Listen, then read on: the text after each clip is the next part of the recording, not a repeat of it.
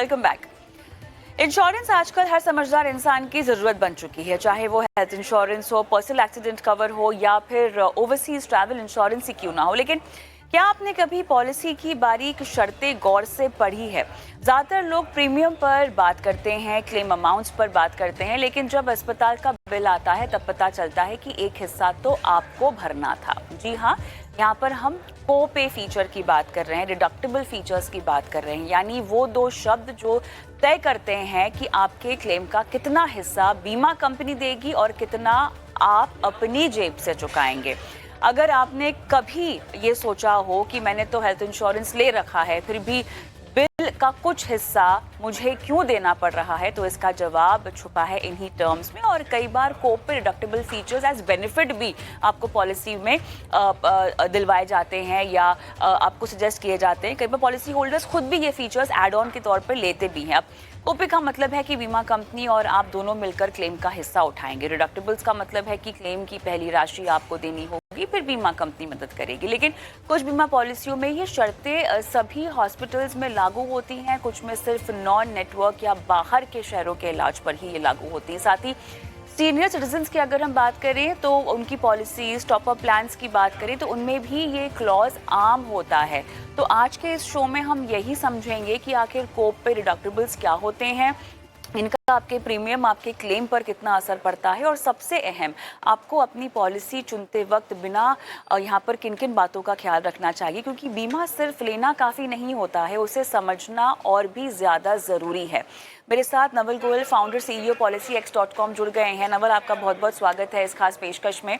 और नवल, आसान भाषा में हमें यहाँ पे समझना है आपसे कि कैसे हम कोपे और डिडक्टिबल्स को जो है अपनी पॉलिसी में समझ सकते हैं। बुनियादी फर्क एक तो दोनों में क्या है, दोनों का मतलब क्या है? जी, थैंक यू कविता।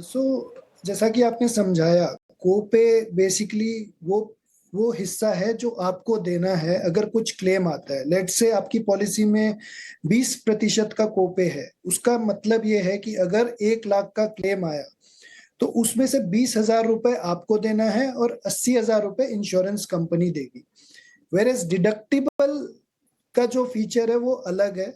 डिडक्टिबल में ये है कि लेट से आपकी पॉलिसी में अगर 50,000 रुपए का डिडक्टिबल है, तो इसका मतलब ये है कि अगर 50,000 रुपए तक का क्लेम आता है तो वो आप अपनी जेब से देंगे।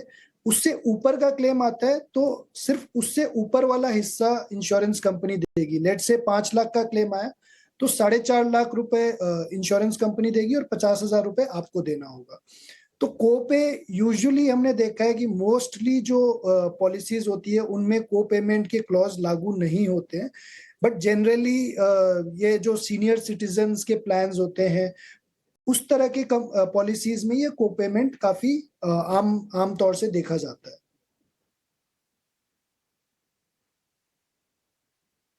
अब देखिए, कई बार ऐसा होता है कि बीमा पॉलिसी लेते वक्त शर्तें जो है इतनी छोटे फॉन्ट में होती हैं कि वो पढ़ना मिस हो जाता है। कई बार जो है ये सारी बातें क्लॉज के रूप में जब होती हैं तो लोगों को पता नहीं होता, लेकिन उनके पास ये फीचर कोपे का ऑलरेडी होता है। कैसे सुनिश्चित करें कि आपको पता हो कि ये कोपे डिडक्टिबल्स जो है आपकी पॉलिसी का हिस्सा है और ये झटका जो है आपको क्लेम लेते वक्त ना मिले? जी, देखिए, मोस्टली जब भी कोई एजेंट पॉलिसी सेल कर रहा होता है तो वो फीचर्स की बात कर रहा होता है। तो हम ये बोलते हैं पॉलिसी होल्डर्स को कि सबसे पहले तो आप ये देखें कि आपकी पॉलिसी में क्या-क्या कवर्ड नहीं है, जिसको हम बोलते हैं एक्सक्लूजन्स या जो भी बीमारियां कवर्ड नहीं है। दूसरा ये कि आप ये देखें कि आपकी पॉलिसी में कोई को पेमेंट नहीं है। को पेमेंट का मतलब आपको ऑलरेडी समझा दिया गया है। वो आपको अगर क्लेम नहीं देना है अपनी जेब से, तो आप वो देखें कि आपकी पॉलिसी में ज़ीरो को पेमेंट होना चाहिए। और तीसरा डिडक्टिबल, ऑब्वियसली डिडक्टिबल भी बहुत आम तौर पे नहीं होती पॉलिसीज में, बट अगर आप डिडक्टिबल को सही यूज करते हैं तो कई बार डिडक्टिबल आपको हेल्प करता है पॉलिसी के प्रीमियम को घटाने में।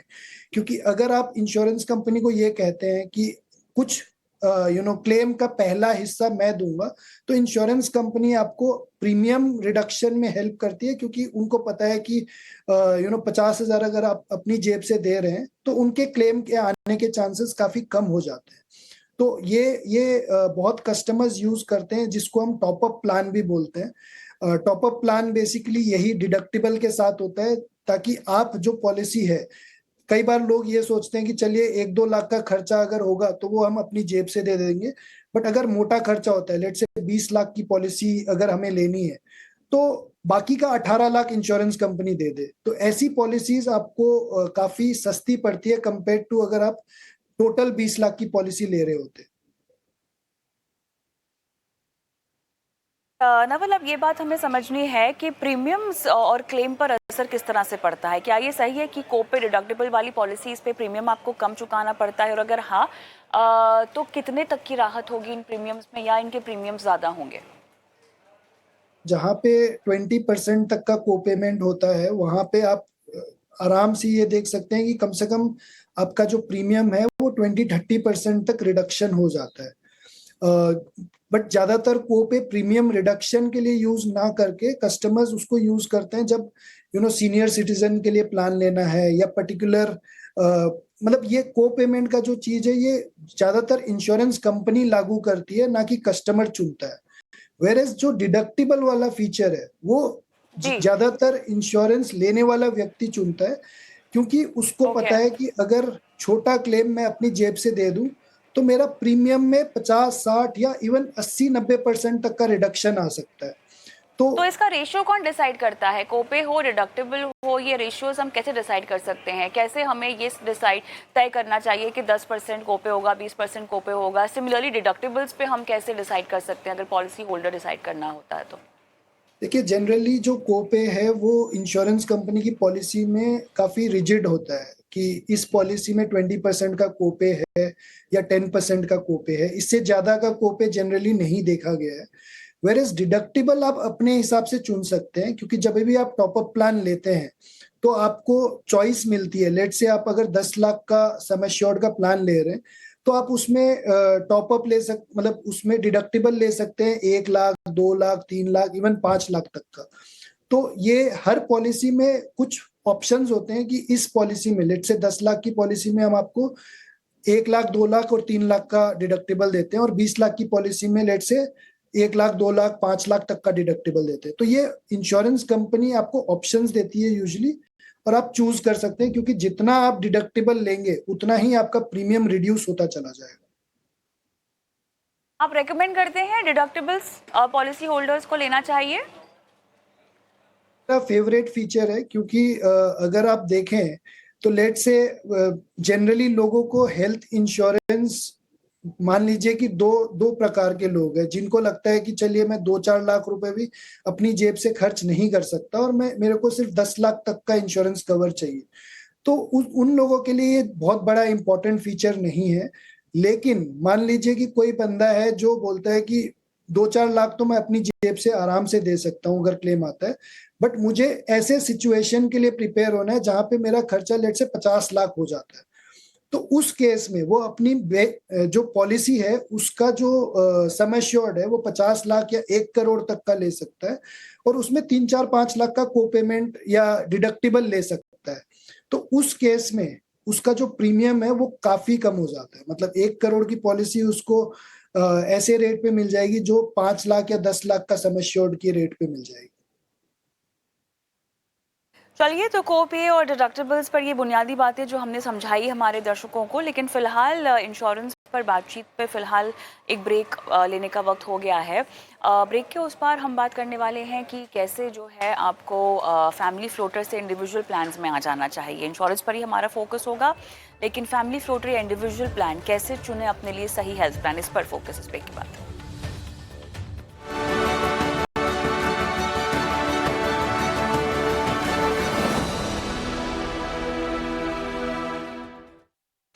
ईटी नाउ स्वदेश पर अब है ना सिर्फ मार्केट की बारीकियां, बल्कि है कमाई का भी अच्छा मौका।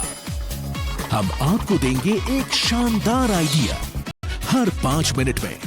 टेक्निकल हो या फंडामेंटल, शॉर्ट टर्म हो या फिर लॉन्ग टर्म, अब सब कुछ मिलेगा आपको। तो देखिए हर ट्रेडिंग डे सुबह 8 बजे से शाम 4, सिर्फ ईटी नाउ स्वदेश पर। बढ़ो देश के साथ।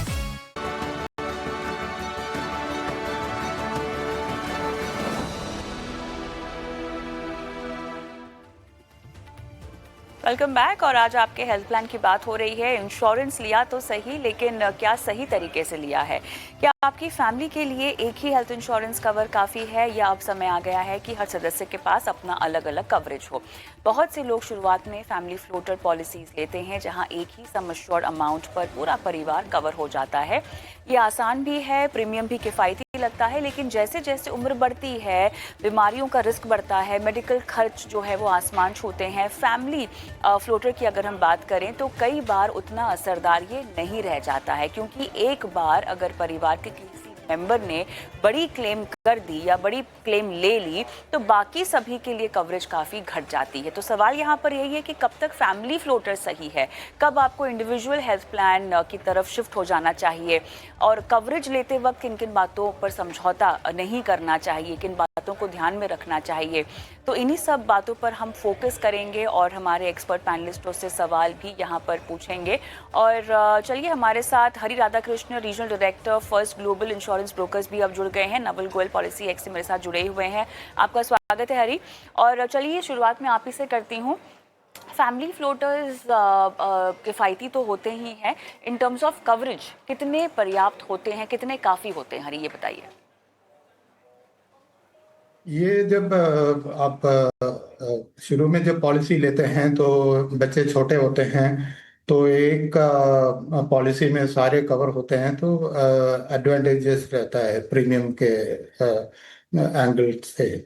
लेकिन जब बच्चे बड़े हो जाते हैं, बच्चे 25 साल के हो जाते हैं या 23 साल के हो जाते हैं, तो पॉलिसी में फैमिली फ्लोटर पॉलिसी से बाहर आना पड़ता है। तब आपको अलग पॉलिसी उन ग्रोन अप चिल्ड्रन के नाम पे लेना होता है। सो दिस इज, ये रूल सारे कंपनियों में है। नवल, मुझे ज़रा कंपैरिजन चाहिए यहाँ पर। फैमिली फ्लोटर में मान लीजिए अगर आपने कोई 20 लाख का कवरेज लिया है, जहाँ पर 3 मेंबर्स जो हैं वो कवर हो रहे हैं, as compare to an individual plan, in terms of premium कितना फ़र्क बैठता है, कितना फ़र्क होता है? नवल, आप बताइएगा। जैसे हमने देखा है कि यूजुअली अगर हम इंडिविजुअल प्लान लेते हैं तो आपका जो प्रीमियम है कम से कम भी 40 to 50% इंक्रीज हो जाता है, वर्सेस अगर आप लेट से 2 इंडिविजुअल का फैमिली फ्लोटर लेते हैं और 2 इंडिविजुअल का आप अगर इंडिविजुअल प्लान लेते हैं तो आपको 50 से 60% प्रीमियम ज्यादा देना पड़ता है। उसका रीजन ऑब्वियसली यही है कि आप एक सम एश्योर्ड शेयर करते हैं, और जनरली फैमिली फ्लोटर प्लान ही सब लोग रेकमेंड करते हैं, क्योंकि ये किफायती भी है और एक फैमिली के लिए यूजुअली पर्याप्त होता है। कुछ सिनारियोज में नहीं होता, वो हम डिस्कस कर लेंगे आगे। समय कम है मेरे पास, मेरे ख्याल से आप कंटिन्यू कर सकते हैं, क्योंकि देखिए फैमिली फ्लोटर में कवरेज के लिहाज से भी अगर मैं इंडिविजुअल प्लान को कंपेयर करना चाहूँ नवल, तो मेरे ख्याल से काफ़ी डिफरेंसेस होंगे। काफ़ी लिमिटेड अमाउंट ऑफ कवरेज भी आपको मिलेगी अगर आप फैमिली फ्लोटर की बात करें। तो वो कितना सीमित होगा? अगर मैं फुल कवरेज की बात कर रही हूँ तो क्या वो महंगे प्रीमियम पे आएगा? कवरेज फिर कितनी लेनी चाहिए? ये सब बातें ज़रा बताइएगा। सिमिलर रहता है, कवरेज में कोई डिफरेंसेस नहीं होंगे अगर आप सेम पॉलिसी ले रहे हैं। जो सबसे इम्पोर्टेंट डिफरेंस है वो ये है कि अगर आप फैमिली फ्लोटर ले रहे हैं तो आप सम एश्योर्ड शेयर करते हैं। लेट से आपने 10 लाख का प्लान लिया, तो आप एक बंदा अगर उसको 8 लाख रुपए यूज कर लेता है तो दूसरे के लिए सिर्फ 2 लाख रह गया। बट इस चीज की प्रोबेबिलिटी या इस सिचुएशन के आने के चांसेस काफी कम है, क्योंकि जनरली एक ही फैमिली में एक ही साल में काफी सारी दोनों या हर कोई को इंश्योरेंस यूज करने की जरूरत नहीं पड़ती। और आजकल पॉलिसीज आती है रिस्टोरेशन बेनिफिट्स वगैरह के साथ, जहां पे आपका सम एश्योर्ड वापस रिस्टोर होता रहता है। तो ऐसे सिचुएशन में आज के दिन 95 से 99% पॉलिसीज फैमिली फ्लोटर ही बिकती है। सिर्फ ऐसी सिचुएशन जहां पे आपको फैमिली फ्लोटर मिल ही नहीं सकता, लेट से आप 2 एडल्ट और 2 चिल्ड्रन हो और आपके चिल्ड्रन की एज बढ़ गई और 25 से ऊपर हो गई, तो वो एडल्ट में आने लग गए, तो उस केस में आपको चिल्ड्रन को सेपरेट आउट करना पड़ता है। दूसरा सिचुएशन, जब लेट से आपके एल्डर पेरेंट्स है, उन पेरेंट्स को आप नहीं चाहोगे कि आपके साथ वो पॉलिसी ले, क्योंकि उनकी जो नीड्स है वो डिफरेंट होंगी। उनको शायद कोपेमेंट के साथ वाली पॉलिसी मिलेंगी, या फिर उनको कुछ प्री एग्जिस्टिंग कंडीशंस होंगे जो आप नहीं चाहोगे कि आपकी पॉलिसी में लागू हो। तो इस तरह की सिचुएशंस में जहां पे आपको स्पेसिफिक नीड्स है, या तो सीनियर सिटीजन की नीड है, या एडल्ट को सेपरेट करने की नीड है, या कोई व्यक्ति ऐसा है जो परिवार में हमेशा बीमार पड़ रहा है, तो उसका प्रीमियम नेचुरली ज्यादा होगा। तो आप नहीं चाहोगे कि वो ज्यादा प्रीमियम सब पे लागू हो, तो आप बाकी लोगों के लिए अलग पॉलिसी ले सकते हैं और उस व्यक्ति के लिए अलग पॉलिसी ले सकते हैं। तो ऐसी सिचुएशंस में जनरली हम बोलते हैं कि कस्टमर्स को कि आप अलग पॉलिसी ले, बट 95% केसेस में हम सजेस्ट यही करते हैं कि फैमिली फ्लोटर लेना चाहिए। हरी, आपसे अब मुझे ये जानना है कि किसी के परिवार में देखिए बच्चे भी होते हैं और सीनियर सिटीजन्स भी होते हैं। अब कब तक आपको जो है फैमिली फ्लोटर की रणनीति अपनानी चाहिए, जैसे कि माता पिता और बच्चा और पेरेंट्स को अलग फैमिली फ्लोटर में रखना चाहिए या उनके लिए अलग इंडिविजुअल प्लान्स लेने चाहिए? फैमिली फ्लोटर्स को स्ट्रैटेजाइज हरी अगर करना हो तो मैं कैसे कर सकती हूँ? आपको ये देखना पड़ेगा कि भाई ये फैमिली में जनरली इसका रेटिंग ऐसा होता है कि जो जिसका ज़्यादा रिस्क फैक्टर है, अगर माँ बाप हैं इंक्लूडेड और उनके रिस्क फैक्टर्स ज़्यादा हैं तो प्रीमियम सबके लिए बढ़ जाता है। तो सबको एक साथ एक पॉलिसी में, एक फैमिली फ्लोटर पॉलिसी में आप लेंगे तो वो महंगा साबित हो जाएगा। तो इससे बेहतर होगा कि आप पॉलिसी स्प्लिट कर लें और अलग अलग पॉलिसी लें। दूसरा ये है कि ये फैमिली फ्लोटर पॉलिसी ही कॉन्सेप्ट थोड़ा सा पुराना है।